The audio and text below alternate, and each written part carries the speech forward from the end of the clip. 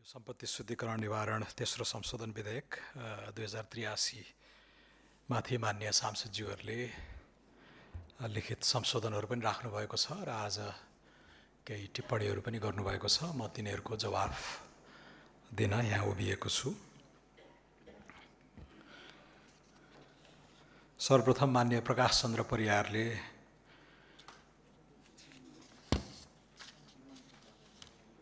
दफा 2 बमोजिम मूल ऐनको दफा 13 को उपदफा 1 को खण्ड ग को सट्टा अर्कै वाक्यांश राख्नुपर्ने भन्ने सुझाव संशोधन राख्नु भएको छ। यसमा मेरो मन्त्रालयको धारणा के छ भने सम्बन्धित कसुरलाई मौजुदा ऐनमा सम्बद्ध कसुर प्रेडिकेट अफेन्स पनि परिभाषा गरिएको छ। सम्बद्ध कसुरलाई विश्वभरि नै एसोसिएटेड प्रेडिकेट अफेन्स भन्ने गरिएको, सोको आशय अनुसारको शब्दहरू मौजुदा ऐनमा नै कायम रहेको, त्यस्तो सम्बद्ध ऐनमा समेत विभिन्न ठाउँमा रहेका र यसलाई परिवर्तन गर्दा हालसम्म स्थापित मान्यताका अतिरिक्त ऐनको धेरै ठाउँमा संशोधन गर्नुपर्ने भई बुझाइमा समेत समस्या आउन सक्ने भएकाले विधेयकमा प्रस्ताव भए बमोजिम यथावत राख्नुपर्ने भन्ने हाम्रो धारणा छ। माननीय गणेशबहादुर विश्वकर्मा लगायत पछिल्लो चरणमा माननीय पवित्रा विकले पनि यो अङ्ग्रेजी शब्द भयो हटाउनु पर्यो भनेर भन्नुभएको छ। अब यो मूल ऐनमा नै यी शब्दहरू छन्। अब मनी लन्ड्रिङ भन्ने उच्चारण गर्न मन लागेन भने त्योभन्दा अगाडि सम्पत्ति शुद्धिकरण भन्ने नेपाली शब्द नै छ। यो बाध्यात्मक होइन। सम्पत्ति शुद्धिकरण भने पनि बुझिन्छ, मनी लन्ड्रिङ भने पनि बुझिन्छ, तर यो वर्ल्ड वाइड ग्लोबल एउटा कन्सेप्ट भए हुनाले कहिलेकाहीँ यो विश्वव्यापी मान्यता अनुरूप नै यी अङ्ग्रेजी शब्दहरूले समग्रतामा यो प्रणाली बुझाउन सक्ने भएकोले आवश्यक छन्। साथै वर्तमान संशोधन विधेयकको नामसम्म सीमित रही मूल ऐनको नाम संशोधनसँग सम्बन्धित नरहेकोले मूल ऐनकै नाम संशोधन प्रस्तावका बखत छलफल हुन सक्ने विषय रहेकाले यसलाई यथावत राख्नुपर्ने हुन्छ। मलाई लाग्छ यो नाममा भन्दा पनि झन्डै 1 खरबभन्दा बढीको मुद्दा चलिराखेको छ, त्यतातिर बढी हामीले चासो दियौँ र आगामी दिनमा हुन सक्ने खरबौँको जुन अपचलन, भ्रष्टाचार, आर्थिक अपराधका विषयहरूलाई कसरी रोक्न सकिन्छ त्यतातिर हामीले बढी सार्थक बहस गर्न सक्छौँ जस्तो मलाई लाग्छ। माननीय कमल सुवेदीले प्रस्तावनाकै वैकल्पिक भाष्य पेश गर्नुभएको छ, त्यसको लागि धन्यवाद दिन चाहे। वर्तमान संशोधन विधेयकको लागि मात्र भएको, यसले मौजुदा ऐनको प्रस्तावनामा फरक नपार्ने भएको, मौजुदा ऐनको प्रस्तावनाले वर्तमान र भावी दिनमा आउन सक्ने समेतका सबै प्रकारका अपराधलाई समेट्ने गरी भाषा राखी मुलुकको हितमा बृहत रहेकोले हाललाई यथावत राख्न उपयुक्त हुन्छ भन्ने मलाई लाग्दछ। मान्य कमल सुवेदीले नै दफा 2 बमोजिम मूल ऐनको दफा 13 को उपदफा 1 को खण्ड ग को सट्टा अर्कै खण्ड प्रस्ताव गर्नुभएको रहेछ। यसमा म अलिकति डिटेलमै जवाफ दिन चाहन्छु ताकि अन्य मान्य सांसदज्यूहरूले उठाउनुभएका विषयहरू पनि यसमा सम्बोधन होस्।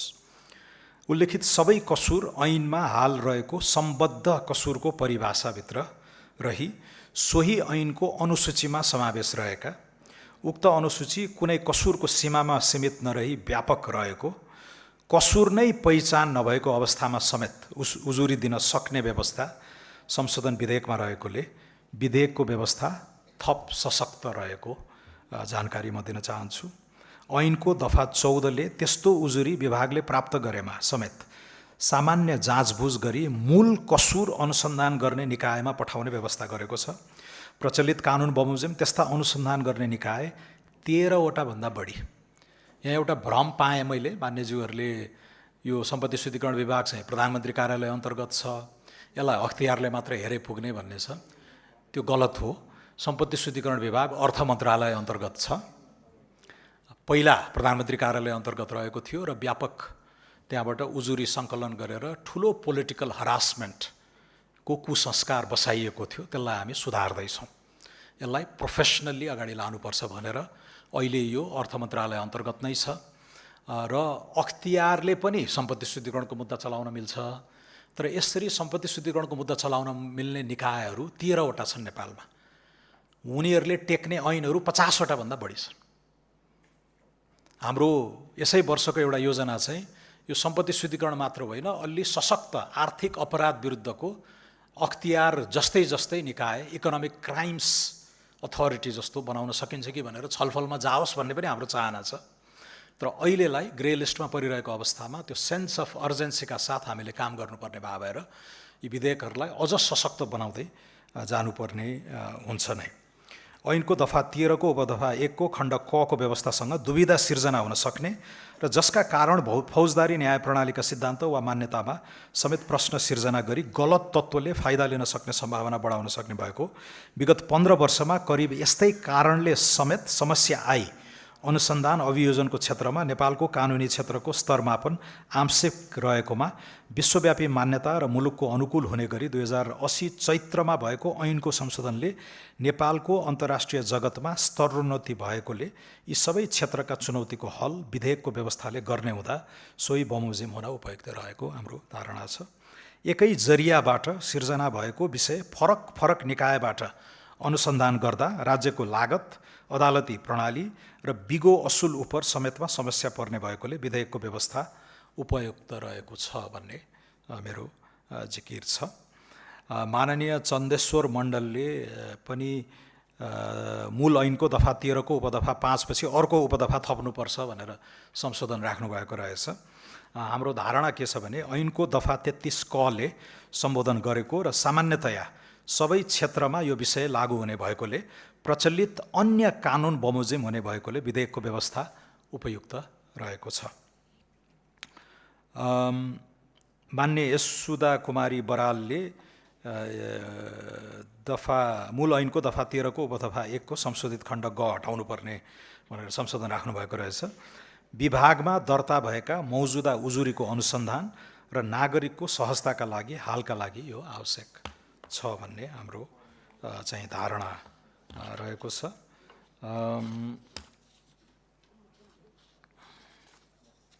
मलाई लाग्छ लिखित संशोधनहरू यिनै थिए। मैले मन्त्रालयको धारणा, मेरो व्यक्तिगत धारणा यहाँहरू समक्ष राखेँ।